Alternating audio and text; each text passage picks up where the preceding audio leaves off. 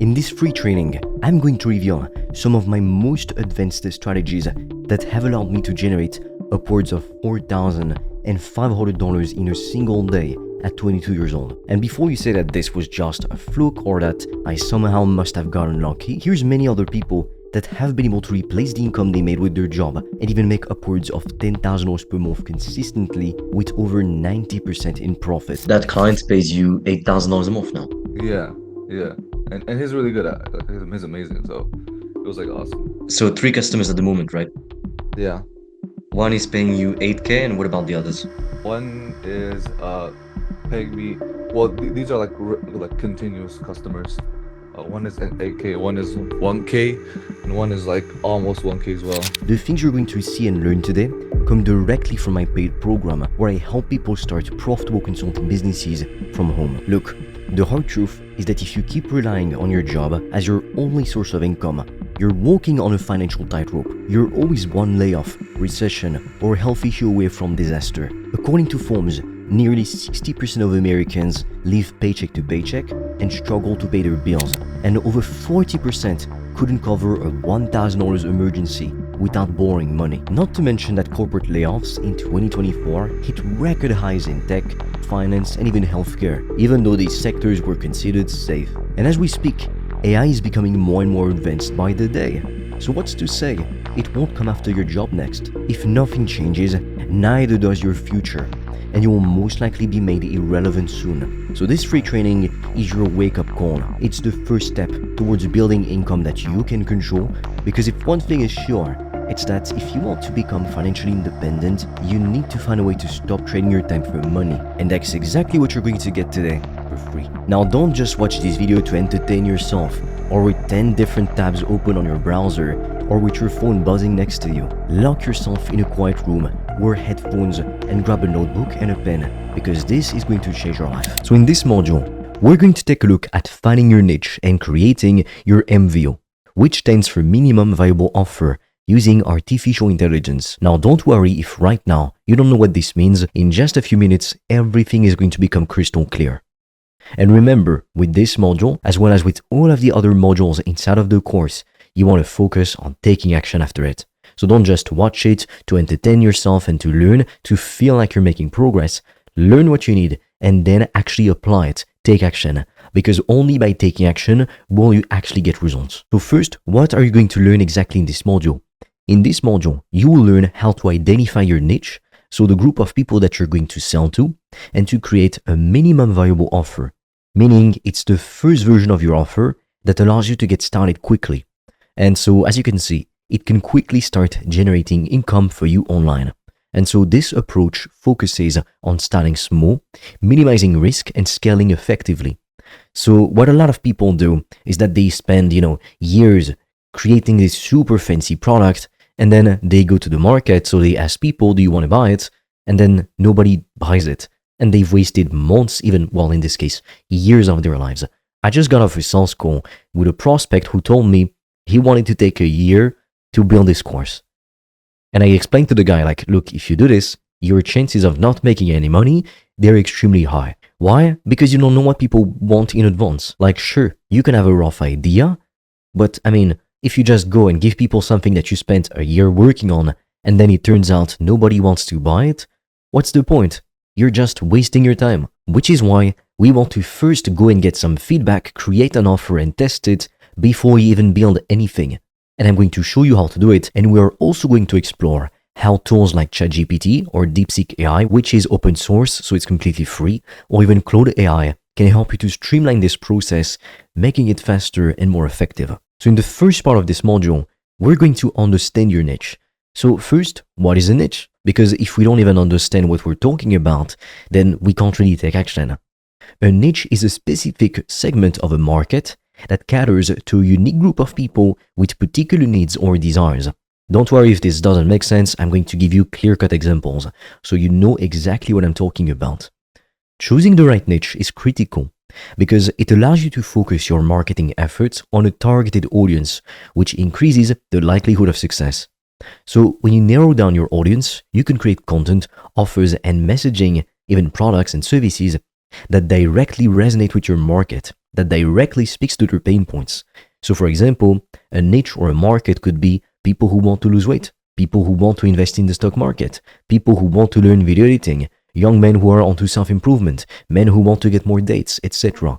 All of those are niches. It's always a specific type of person wanting a specific type of outcome. So for example, real estate isn't really a niche. A niche would be something like real estate agents wanting to get more leads, real estate agents who want to find off-market properties faster than the competition, or even people who want to become real estate agents. So as you can see, it's completely different things, even though it's within the same market. Just like in fitness, there's people who want to get in shape, like generally speaking, and then there's people who want to do actual bodybuilding, and then there's people who want to only lose weight or only build muscle, and then there's also people who want to focus on biohacking or health in general, like healing their gut, things like that. So as you can see, there's literally probably a billion different niches in a billion different industries at this point. But why does finding your niche matter? Well, when you focus on a niche, for example, instead of doing a general fitness offer, you focus only on weight loss with intermittent fasting. Well, the more specialized your niche is, the less competition you will face, and you can easily become the go-to expert for a small but highly engaged group. And then you get faster growth because with a clear niche, you can build a stronger, more loyal community of customers who resonate with your offer. And then better marketing and sales. You'll be able to craft compelling sales copy and campaigns that directly speak to the needs of your target audience. Now, you don't want to make the mistake of going too niche, because otherwise your market is too small for you to actually get customers, especially when we use social media to promote our services, because social media content is seen by lots of different people. So it's like you can't go too niche, but you can't be too broad at the same time. To give you an actual example, on my channel, I was making sometimes content on productivity or mindset tips and stuff, and some of it would work well, but most of it wouldn't. Because what people want on my channel, it's figuring out how to make money online. Like the rest, they don't really care about it.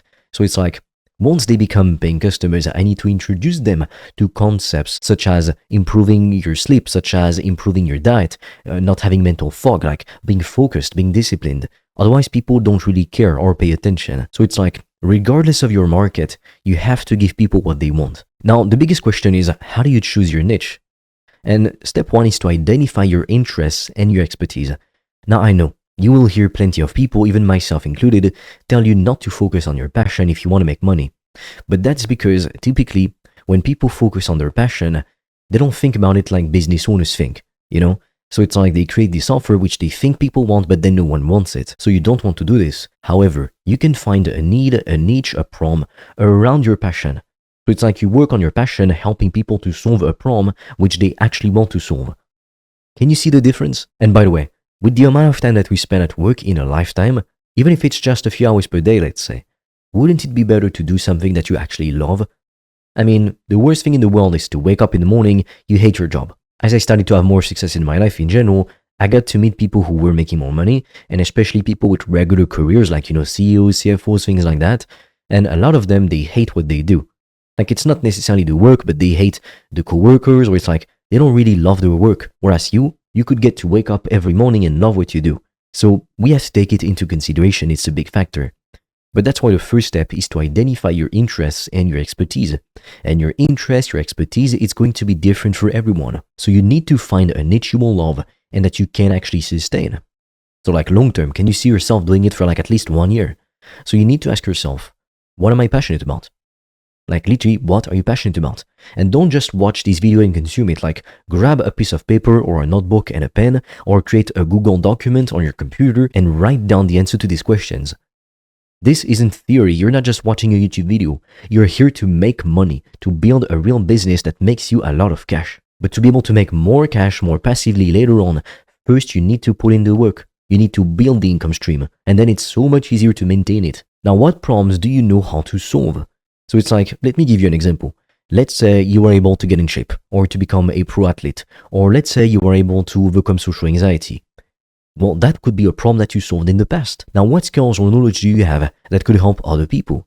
Maybe you know how to ace exams. Maybe you know how to be productive. And now you might be wondering, okay, that sounds amazing, but what if I don't have a passion? And what if I have no problems that I could solve for people? And what if I don't have any skills or knowledge that could actually help others? Well, then I have one question for you. Are you willing to find knowledge or skills that could help others? So for example, let's say you go to the grocery store and you buy a sandwich. Couldn't you make the sandwich yourself? Yes, you could. Everybody knows how to make a goddamn sandwich.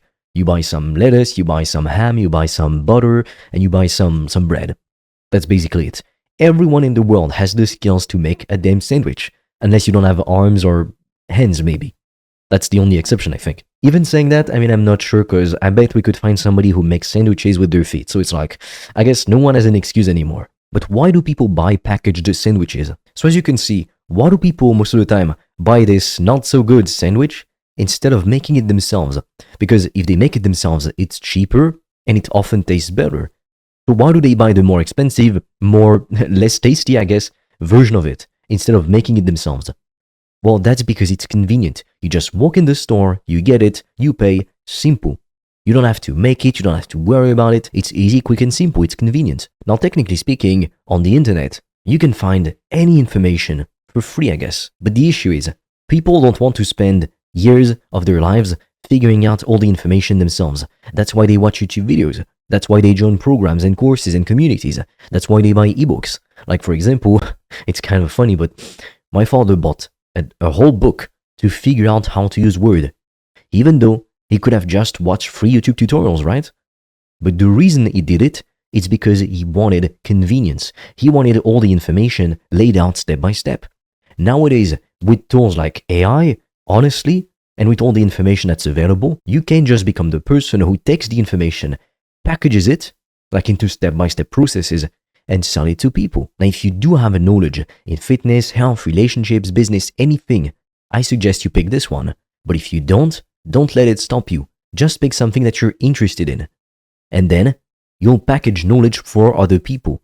It's literally just offering convenience to people. And I would argue, the most valuable thing in the world is time. Right now, I would gladly pay someone $100 for, let's say, I don't know, a course to teach me healthy recipes. Because I don't want to spend hours like figuring out all these recipe stuff on YouTube, for example. I've looked at videos with recipes before, but the thing is, I mean, sometimes it's not the recipe I want and I like this one, but not this one. So it's like, regardless of what you sell, you could package knowledge for people.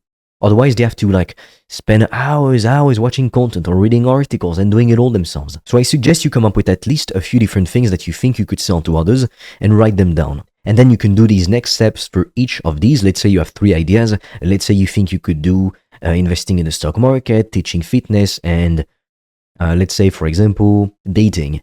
Well, you have these 3, and then for all the steps I'm going to share with you, you can do it for the 3 ideas you have, or just pick the one that you feel would be the best for you to sell, the one you like the most, and the one which has the most potential. Now, step number 2, analyze market demand. So you want to use tools like Google Trends, social media, and forums, things like Reddit and Quora, to check if there's demand for your niche. You basically want to look for patterns in the problems people are talking about. So I'm going to show you an example with the fitness niche and different other niches. But you can also use ChatGPT to help you identify trendy topics in your area of expertise by simply asking it questions like, what are common problems faced by people in my market? What are people asking about in my field? What are the top 5 trends in the industry right now? So we're literally going to do this right now together for the fitness niche as an example. So we're going to go over to ChatGPT and I'm going to show you how to do it for the fitness niche. So for example, I'm going to copy and paste this question right here. What are common problems faced by people in, and I'm even going to be slightly more specific, what are common problems faced by people who want to lose weight in the fitness niche? Then I ask my question and it's going to come up with a bunch of answers. So as you can see, I mean, it's giving us a list of 12 reasons, 12 things that hold most people back. So what I suggest that you do is that you go and create a Google document on your computer, or it could be a Word document, and you take the question, you copy it. For example, you would put it in your document. So I'm just going to give you an example right here. Let's pretend this is a blank document. You paste it, and then you get ChatGPT's answer. You remove that kind of stuff because we don't need it. Then you would paste it here. But this is just me giving you an example. So if we look at it, ChatGPT told us in the fitness niche, when it comes to losing weight, people often encounter several common challenges. For example, lack of consistency. They struggle to stick to a workout routine or a diet plan long enough to actually see results, or they have unrealistic expectations. So they expect quick results and they get disappointed when progress is slow. They make poor diet choices. they don't understand nutrition, it leads to overeating or even undereating on the opposite side of the spectrum, or making poor food choices. They can be emotional eating, they hit plateaus, they're misinformed on what they need to do. For example, they think, oh, I need to do like the paleo diet, or oh, I need to do low carb, or I need to do this, or never eat carbs, it's whatever. And then a lack of support. They have no one to like guide them. They might be overtraining or undertraining. So as you can see, time management, body image issues, metabolic adaptations, not tracking progress properly, there can be so many challenges that people face. You can even ask ChatGPT to expand on one of these. So for example, can you tell me more about the challenges faced by my market when it comes to time management? What are they struggling with exactly? You can even ask ChatGPT to search the web or to reason. So basically, it's going to think before responding. So let's do it. As you can see, it's reasoning right now. Don't worry, it's not going to take 5 hours. It's very quick, but we need to give it time to think. Now it's searching the web for answers. That's what I love about ChatGPT. It literally searches everything. And as you can see right now, it's literally asking about what you asked. So it's like the user is asking about common problems people face when trying to lose weight in the fitness industry. So it's literally thinking about your question. And as you can see, like it even gives you articles. Let's see what it gives us. Okay. So for example, people, they're busy, it's competing with priorities like work, family, other commitments. Even when a gym workout might only take 30 to 45 minutes, the time spent planning, traveling to the gym, post-workout recovery can add up significantly. And it even gives you articles, and they even give you articles to do some more market research. If you really want to understand your niche in the deepest possible way, I suggest you go on YouTube or these kinds of websites and you literally watch documentaries, because you're going to get to hear real people talking about their struggles. So as you can see, while a typical workout only takes 47 minutes, on average, gym goers' pre and post-workout routine actually takes nearly 4 hours. So it's like if, for example, for your prospects, the big problem was not having enough time, you can solve it with a 20-minute home workout. That's basically it. Boom. Instead of having to spend 4 hours and 4 hours to go to the gym. So it's like you can come up with a solution to every single problem. Same thing with meal preparation wars. So for example, let's say they don't have time to shop, to cook, whatever. Give me a list of 10 super simple and healthy recipes for my customers to be able to lose weight. And we can even give it more instructions. The recipes need to be cost efficient and be made in under 10 minutes. And right now, let's see what it gives us. So again, it's reasoning about what we gave it. So for example, there you got like 10 potential recipes you could give to your ideal customers. For example, you could have this ebook that's literally just list of 100 recipes of the easiest, super simple, healthy and budget-friendly recipes. That is very valuable. I'd rather buy this kind of ebook, even if it's just $5, $10, as opposed to spend hours searching the web for these kinds of recipes. And you might think, well, wouldn't people just go and ask ChatGPT? No, most people don't do that. They don't think about doing it. I mean, even myself, I'm in business. I've only recently started to massively use AI tools. Before, I didn't, because they could go on YouTube and type healthy recipes, ideas in under 10 minutes, for example. So we could type it, and as you can see, there's different videos, but it's like, you've got to spend 8 minutes watching the damn video, whereas an ebook, it's quick, it's easy. Even if I click on this, taste of home, as you can see, there's pop-ups and everything. I need to scroll, it's long. Garlic, lime shrimp, total time 20 minutes. Then I have to click on go to the recipe. Then it takes me to a page, and I have to wait for it to load. So it's like, yes, it's not crazy, but if people just had these things step by step, it'd be easier. Because then right now, what if I don't like this recipe? I think, oh, but I don't like lime juice, or I don't like minced fresh parsley. Oh, well, I don't want it. Then I go back on the site and I'm like, what do I even do?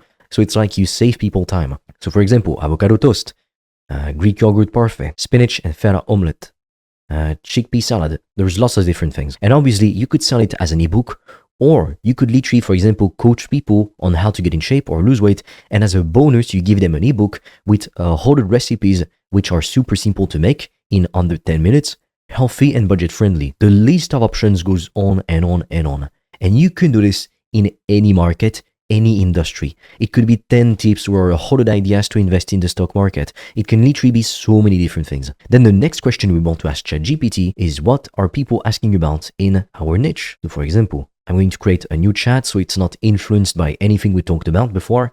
Because when you create a new chat, it kind of resets it. Whereas if you keep asking the questions in the same chat, I suggest you do it most of the time. but it's going to give you answers based on the previous things. So we can do this right now, and if it doesn't give us satisfying answers, then I'm going to open up a brand new ChatGPT conversation. What are people, I'm going to say typically, asking about in the weight loss niche? Let's see what it tells us. Yeah, so people typically ask which is the most crucial for weight loss, diet or physical activity, how often they should eat, should they use sugar substitutes, should they use medication, or is there a danger to losing weight too rapidly? So it's like, not only could you make content around all of these prompts to attract your ideal customers to you, but on top of that, for example, you could also literally use this to show people, well, you don't need to do a fat diet. You don't need to, for example, exercise all day. So you break down people's limiting beliefs. Again, all of this, you want to copy it like this or like this and put it in your Google Doc.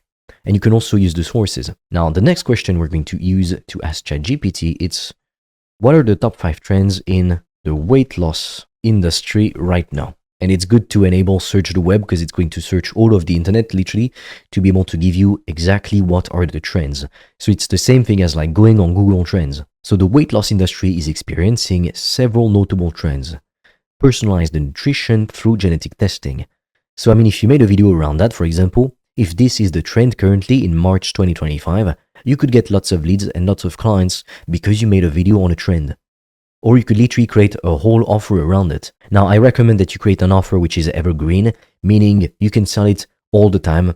So because like genetic testing would be super niche, I wouldn't recommend doing it, but you could make a piece of content, I'll show you how to do it later, around this specifically to attract people in your niche. Then there's medical weight loss medications. Then there's AI-driven fitness programs with AI. Then there's high-protein diets and products, or the rise of meat-focused diets like the carnivore diet, or ketovore diet, for example. Now, step 3 is to evaluate the competition. You want to check who else is operating in your potential niche. So it's super simple to do it. You just want to browse the internet, social media, and digital marketplaces to see if the niche is overcrowded. Now, if there's lots of competitors, you might want to find a sub-niche or a unique angle to differentiate yourself. But it's not always necessary. So, for example, a big niche would be health and fitness in general. A sub-niche would be helping people to lose weight with intermittent fasting. That's an example. And so, to evaluate the market, literally just go on YouTube, type, for example, let's do it together, how to lose weight with intermittent fasting. And as you can see, it gives you a bunch of ideas. Intermittent fasting without exercise, 16-8, and keto. We also saw keto. As you can see right now, there's lots of stuff going on. And because the videos, they actually get millions of views, it's a very good idea. I'm going to go on vidIQ and see exactly how many people type for this. Like how many people search the keyword. So if I go into keyword right here, I could type intermittent fasting and see the popularity of the keyword. So apparently it says that competition is pretty high, but because it's such a huge market, honestly, you won't have trouble like getting a video in there, like getting leads for your offer, because it's a huge market. I think it's clearly like underestimating it. Sometimes what I don't like about vidIQ is that the data is not very accurate. But here it's going to give you top trending videos for intermittent fasting in the last few days. So that can be helpful. But if you go back to YouTube, as you can see, videos gets millions of views literally. 5 steps to get started with intermittent fasting for weight loss. That's basically it. How I lost 10 pounds through intermittent fasting, etc. And you can do this on every social media platform, not just YouTube, like literally TikTok, Instagram, Facebook. Let's go on TikTok. So if I'm on TikTok right now, we can just type intermittent fasting. Let's see what it comes up with. It's putting some stuff in French, but yeah, I'm going to try and search for a hashtag because it's putting stuff in French. Intermittent fasting, like a hashtag. Okay. So for example, there's this one, and you can see how many views it got. I invite you also to look at the comments to know what people are saying exactly, because you'll hear people complaining about certain things or wondering about certain things. For example, wouldn't cortisol levels increase creating stubborn fat around the belly? And you can see people's responses and stuff, and you'll be able to see the limiting beliefs that people have or what they think in general. For example, someone asked, by fasting, are you cutting out water too, or drinking water and black coffee or is it okay during the fast? Somebody says, does it include sleep? Is it okay to start the day with coffee in the morning? Somebody says, I get migraines from no breakfast. You can literally take I think we could try to take all of these comments, for example. Let's just take all the comments, not all of them, obviously, because there's too many. And what we're going to do is go to ChatGPT. I'm going to open up a new tab. Based on these comments on a TikTok video about intermittent fasting, what are people struggling with? What are people struggling? I can't even write, apparently. Struggling with? What trends do you notice? What questions do people ask? And then you literally just paste it. As you can see, analysis of the TikTok comments, so common struggles and concerns, physical symptoms and side effects, headaches and migraines, fasting till noon gives me headaches, I get migraines from no breakfast. It's literally the comments we saw. I don't know if you remember this one, but we saw it. Fatigue and hunger. It's easy until 1 to 2 hours before I break my fast, where it feels like I haven't eaten in a week. Hair loss. Muscle loss concerns. Confusion about rules. Is it allowed to drink black coffee? Does it help to drink water? Timing issues. Does the 16-hour fast include sleep? When should you start and stop eating? Workout timing. Should I eat before or after the gym? Even teenager concerns. Will this stunt my height as a teen? Do you recommend this for a 14-year-old? And then there's dietary misconceptions. But isn't breakfast the most important meal of the day? If I'm not hungry in the morning, does that mean I have a slow metabolism? If you have ADHD, don't you need to eat to focus? So as you can see, like just by taking the comments, putting them into ChatGPT, we got so many ideas about what people are struggling with and what they want and what limiting beliefs they have. So again, I suggest you put this in your Google Doc. But as you can see, for example, like this dude, well, let's say it be part of the competition because he's in fitness.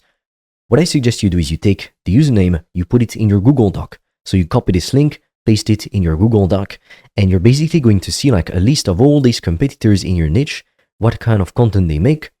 And if you go on most popular, you can see their most popular content. So I would focus on remaking this type of content specifically. You can do it by showing your face, or by using AI to make it for you, or by literally just using B-roll footage. But for example, this video got 4.3 million views. It means lots of people were interested in that video. As opposed to, for example, the latest video, which was maybe, as you can see, this one got 130k views, whereas this one only got 5,000 views in comparison. So if I were you, I'd remake this one instead of this one. Because typically in content, only 20% of the content you make actually gets 80% of the views. Step 4, validate your niche. So before committing fully to your niche, you want to validate your niche by asking the following. Is there really a need for this? So it's simple. Do people really need to lose weight? Yes, you validated the first step of the niche. So are people willing to pay for this solution? Well, ask yourself, do people actually pay for fitness stuff?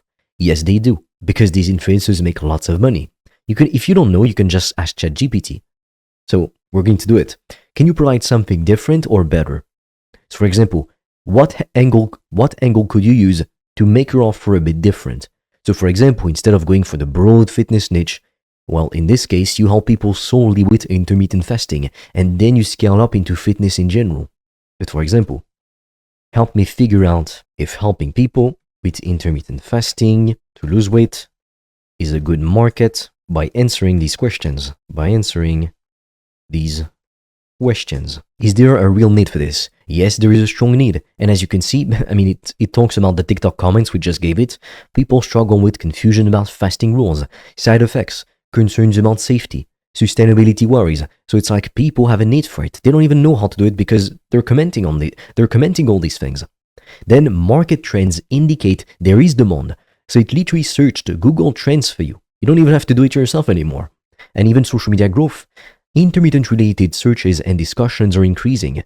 Now, when it comes to the weight loss industry size, the global weight loss market is worth $224 billion in 2023, and intermittent fasting is a top diet trend. And it's backed by science, so more research supports intermittent fasting, which makes it attractive to people seeking evidence-based weight loss. Do people pay for solutions? Yes. I mean, many consumers invest in weight loss programs, coaching, and personalized nutrition plans. For example, there's also subscription-based apps, coaching, and ebooks. Literally. And it gives you tons of ideas. Now, you can ask ChatGPT to help you to brainstorm potential problems and solutions for a given niche. So, for example, what are some digital products I could create to help people with problem? So, for example, let's ask ChatGPT. What are some digital products I could create to help people with losing weight through intermittent fasting. So it's going to give us a lot of ideas. There's guides and ebooks. So for example, Intermittent Fasting 101, a beginner's guide, fasting for fat loss, how to maximize results, meal plans and recipe packs. And I know a guy, which actually the guy is Greg Doucette. He was basically selling ebooks, and he still does, which were sold for like a few $100. So let me show you. So Greg Doucette, that's the name of the guy, and he was selling these cookbooks. He still does. He made millions with them. If you don't believe me, well, look at the guy. Do you think like he didn't make a lot of money from selling the books? So as you can see, selling the right type of ebooks, well, it makes a lot of money when you know how to do it, and it's just a damn ebook. Obviously, it doesn't sell only that, but that's to give you an example. Then there's coaching programs. Then there's printable trackers and journals. Then there's mobile apps or subscription-based platforms. There's video or audio content. There's membership communities just like this one. There's lots of school communities to help people to get in shape, for example. You could have your own school community. So it's typically, well, in this case, a monthly subscription.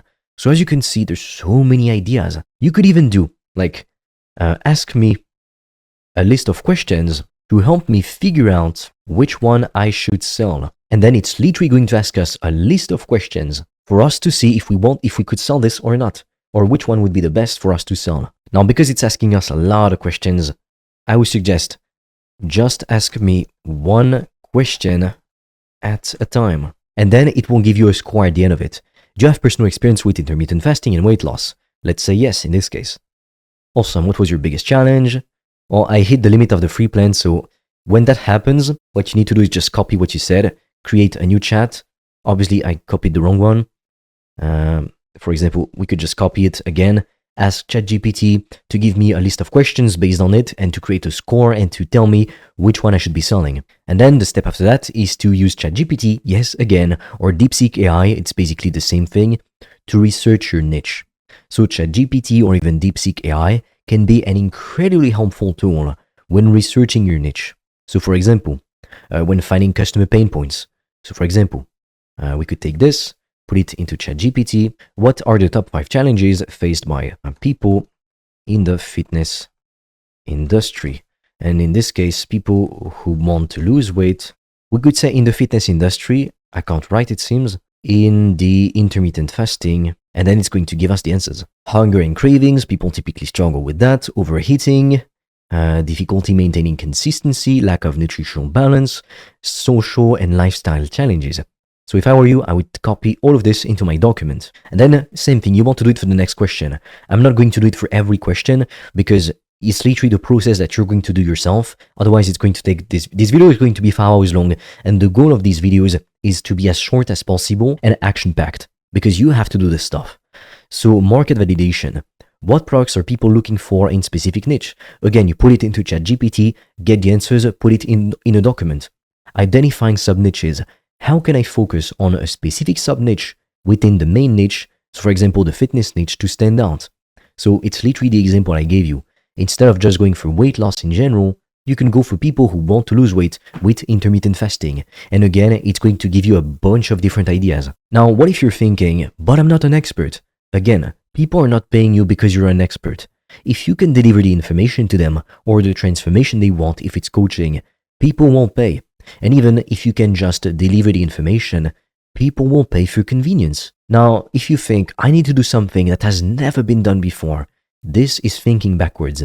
Because if you do this, you won't make any money. I can guarantee it. If you see lots of competition in your market, lots of other people selling the same types of offers, this is a good sign. It means there's lots of demand for it and lots of money to be made. Otherwise, there wouldn't be so many people doing it. That's what you need to understand. A lot of the time, when people think, oh, it's never been done before. Yes, it has, but people failed. That's what you don't realize. Section 2, creating your minimum viable offer. So what is an MVO? A minimum viable offer is a simplified version of your product or service that allows you to test the market without spending months building something that may not sell. Remember, you don't want to spend like all this time creating all this complex stuff if nobody even buys it. Now, this is applicable if you do coaching. If you're going to be selling things like, for example, an ebook or a course, well, you'd have to build it first, to be honest. But that's why if you don't want to, if you want to take no risks at all, I would suggest you start with coaching. So the key is to create something simple but valuable, something that solves a specific problem your niche and audience faces. So the minimum viable offer should be small but high quality, solve a real problem, and allow you to get quick feedback from early adopters. Now, why do you want to create an MVO? Well, to get fast feedback. You'll get early feedback on what works and what doesn't. Reduced risk. You don't invest a ton of time or money up front. And faster iteration. The minimum viable offer allows you to quickly improve based on customer feedback. And then there's simplicity. You avoid overcomplicating things. You focus on delivering a single high-value solution. And then how to create your minimum viable offer. Step 1. You focus on a single problem. The first step in building your minimum viable offer is to focus on solving a single pain point or problem for your niche. So it should be something they really want to solve. So for example, instead of offering a general course on marketing, focus on a specific problem like how to get your first 100 email subscribers. This is much more powerful. And we could even go, if we were like the laziest people in the world, we could literally go into ChatGPT and say, write me a full-blown ebook on this subject. And let's see what it comes up with. So literally an introduction. There's chapter 1, why email is king, direct access to your audience, setting the foundations. It literally tells you about softwares, about creating a lead magnet. This stuff is accurate because I've done it myself, and just by glancing at it, I can see that the information is accurate. Chapter 3, how to attract your first subscribers, how to optimize for conversions, nurturing your new subscribers. And I'm going to show you a little trick when it's done creating this ebook. As you can see, it's a full-blown ebook that it's creating for you right now. So what we could also do is go to a website called Claude AI, so claude.ai. And what we're going to do is take this stuff that ChatGPT gave us, and we can give it to Claude. And basically what it's going to do is to do it even to create a full version. Create a full-blown ebook for me with this. So I pasted the text, and as you can see, there's different models. So you can use a normal response, which is the default response from Claude, something which is more concise, the messages are shorter, something which is more educational, and then you can create a style. So you can click on create a style, and then you add a writing example. You can upload a document, or literally just write. So you would write how you write, and then the ebook looks like, or the text looks like it's written by you.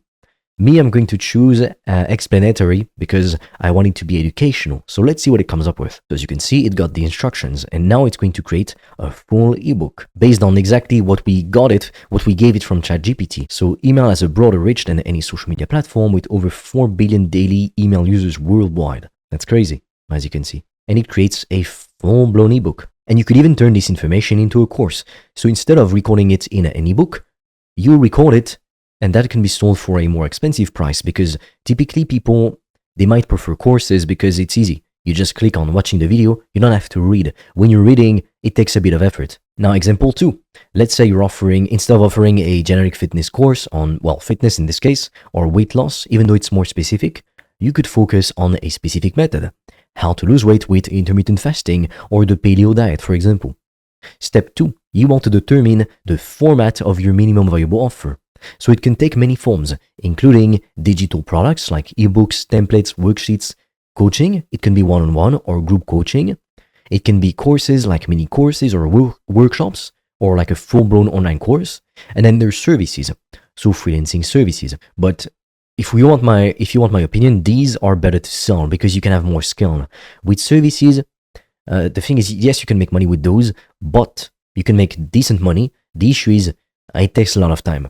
So that's why I suggest you stick with those because they're easier to scale. So you want to choose the format that will allow you to deliver the most value in the least amount of time. Step 3, create it with minimal effort. So to keep it simple and cost effective, use free or affordable tools. For example, use ChatGPT for content creation or DeepSeek, which is free 100%. Ideation, research. You can ask it to help you write the copy, create course outlines, and generate ideas for your product, literally just like we did. There's Canva as well. They allow you to design free templates. So if I go to Canva, for example, right now, let's say I go into this. As you can see, I have different templates. Social media, for example, let's take a look at what they have. There's lots of different things. They have templates for posts, for literally everything. And they literally always give you free trials. Then there's system.io. So system.io, it's for hosting your course or your content for free. The reason I say for free is because they have a paid plan, but they also have a free plan. So system.io, that's basically what it looks like.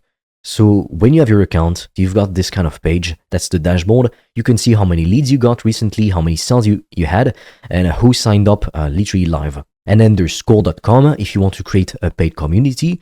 And there's Zoom if you want to be delivering coaching or live calls. So it's kind of like Skype. You probably know Zoom already, but if you don't, it's like Skype, but much better in my humble opinion. Step number 4, pricing and launch. You want to price your minimum viable offer reasonably to attract early customers, but make sure it reflects the value. So don't undercharge, but don't overcharge. You want to test different pricing strategies, whether you start low to get testimonials or incentivize people to join, or you charge slightly higher to signal premium value. Because at the same time, if you charge too low, people don't think it's valuable. There's a reason why iPhones and Ferraris are expensive. It's because they're premium. Now, you can use ChatGPT to also generate ideas for your launch campaign by asking things like, what are some ways to launch a digital product for a small audience? How do I create a simple but effective sales page? And of course, if you ask ChatGPT this, ask it specifically for my niche. For example, for intermittent fasting. Otherwise, it's going to be general. Now, section 3. Use ChatGPT or DeepSeek AI for niche and MBO success. So how ChatGPT or other AI tools can help you throughout the process. Kind of like what we've done before. You research the niche. You ask ChatGPT to help you identify market trends, customer pain points, and product ideas. So we did it together for the fitness niche. Creating your MVO. You can use ChatGPT, like I said, to generate outlines for courses, create marketing copy, and suggest value-driven content. I'll show you later on how to get traffic for your offer. Right now, we want to create your offer. That's the first thing. Then there's marketing and sales. ChatGPT can help you to create email sequences, social media posts, and even add copy to promote your minimum viable offer. So for example, here's different prompts that you can use. Help me to brainstorm 10 digital product ideas for people in my niche. Help me to write an email sequence for launching a new digital course about this topic. Give me a sales page structure that converts for a coaching service. What are the top 5 questions people ask about this niche? Kind of like what we did with the comments. Now, I have some action steps for you. Obviously, everything I did, if you haven't done it already, you want to watch this video again, but follow along as I'm doing it. So if I took the example of fitness and you're going to be doing dating or self-improvement, whatever it may be, you do it, you follow along, just like I did, and then you put it in your document. Action steps and homework for you. First, you want to identify your niche. Spend time researching potential niches and use the tools provided, Google Trends, ChatGPT, and narrow it down. Then you create your MVO. So who you're going to help, with what, and how. Would it be an ebook, a course, coaching, or even a service? What would it be? Then use ChatGPT to generate ideas.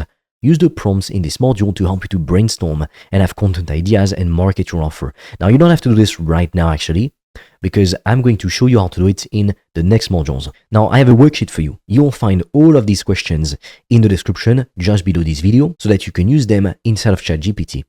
You want to ask ChatGPT or DeepSeek AI or even do it yourself all of these questions about your niche, because that's going to give you a very good understanding of what you're going to sell and to who. So who is my target audience? What is the demographic of the people I want to serve? Their age, gender, location, income, interests, etc. What are their specific challenges, struggles, or pain points they're facing? What specific problem am I solving for my audience? What is the single biggest problem my audience faces that I can help them to solve? How does this problem affect their life, business, or well-being? What are the emotional triggers behind their pain points? How does my audience feel about the problem they're facing? Are they frustrated, anxious, overwhelmed, stuck, etc.? What emotions do they experience on a daily basis because of this problem? What are my audience's deepest desires or goals? What do they wish they could achieve if the problem is solved? What is their end goal or dream related to the solution I'm offering? Why are people struggling to solve this problem on their own? What have they tried already to fix their issue, and why hasn't it worked?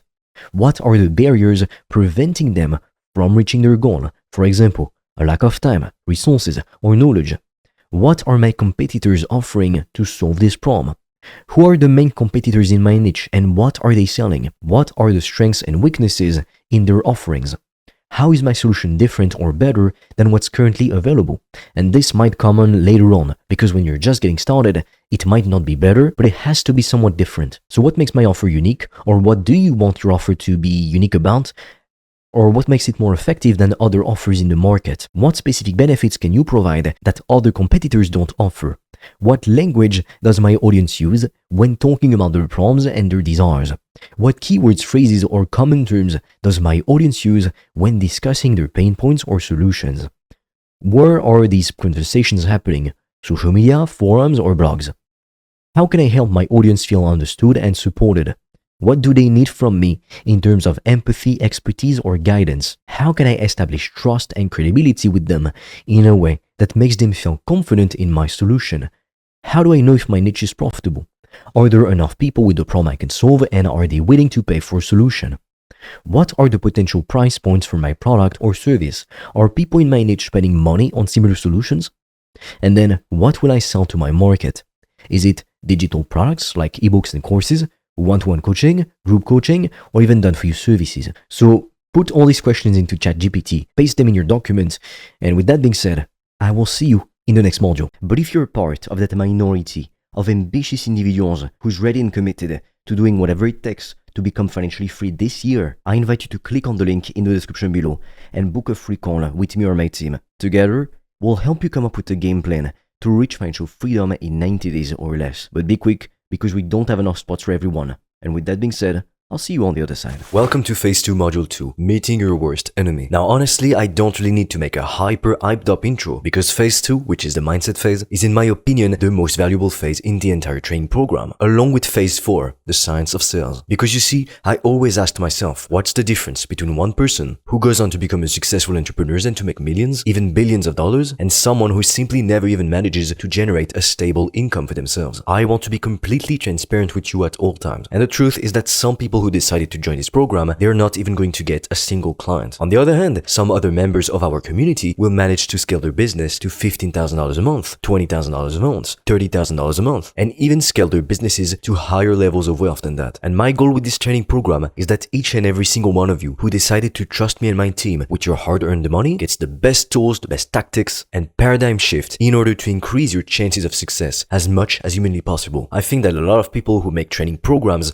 just like this one, they're going to be pointed out, and people are going to say that those people who make the training programs, they don't care about their students, they don't care about the people that they're coaching. But I mean, if you think about it, it makes no sense whatsoever. How would my company actually benefit from selling low quality products that don't actually get any results for anybody? It's actually in my best interest to give you all of the tools that you need, to give you everything without leaving anything off the table, so that you can make it big in the consulting industry. Because the better the experience for my clients, the better the results they're able to get, then as a result, the more my own company is going to grow. The market simply does not reward people who do not bring any value to it. And since we are in the mental reprogramming phase of this program, then let's talk about people's views on money real quick. Now, depending on where in the world you grew up or the beliefs of the people that were surrounding you, then chances are that your views on money will be completely different to that of somebody else who grew up in a totally different environment. Kids who grew up in wealthy families typically realize that money is truly abundant. These people very rarely experience what it's like to be in a scarcity mindset most of the time. Now, on the other hand, someone who is born in a low income or middle class or even poor family, they will probably have taught some really nasty beliefs about money and about wealthy people in general. I mean, everyone knows the importance that money has in this world. Everyone knows that money governs the world, and that if you have lots of it, you are going to live a much better life than if you have very little of it. And I think that a lot of people are going to try to make sense of their own failures, of their lack of accomplishments, by trying to devalue other people's wealth or other people's success. For instance, I'm sure that somebody told you before, or at least you've heard it, that money doesn't make you happy, or money doesn't buy you happiness, or that there's plenty of rich, famous, and super successful people who end up committing suicide. So instead of deciding to create a business and to start providing some value to the world, a lot of people just prefer to rationalize as to why they're not wealthy. I mean, it's the path of least resistance. Compare that to going out there and coming up with actual products, valuable products or services that the market rewards. Well, the difference is night and day. This